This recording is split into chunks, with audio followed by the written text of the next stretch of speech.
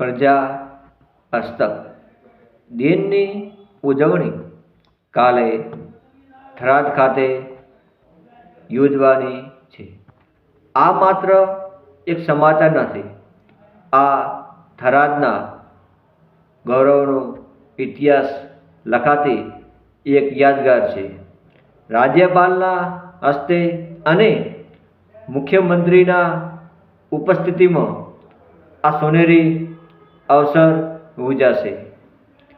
અધ્યક્ષ શ્રીમાન શંકરભાઈ ચાંદરી સાહેબના વાવ થરાદ પરનો વિશ્વાસ, તેમની લાગણી અને આ જીવંત પુરાવો છે. વર્ષો સુધી ઓળખ માટે રૂજમતું થરાદ આજે રાજ્યની નજરમાં ગૌરવપૂર્વક ઊભું છે.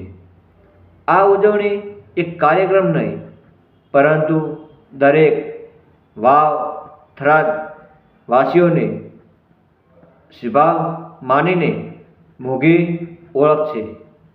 દરેક ઘરમાં આનંદ, હૃદયમાં ગર્વ અને દરેક આંખોમાં દેશપ્રેમનો ઝળહળાટ જોવા મળે છે. શંકરભાઈ ચાંદરી સાહેબના નેતૃત્વમાં થરાદ આજે માત્ર ઉજવાય છે એવું નહીં, ઇતિહાસ સર્જાવા જઈ રહ્યો છે. હર હર મહાદેવ. જય શરણમાં, જય ચામુંડમાં, જય ગોગા મહારાજ, જય શ્રી ગુતરમાં.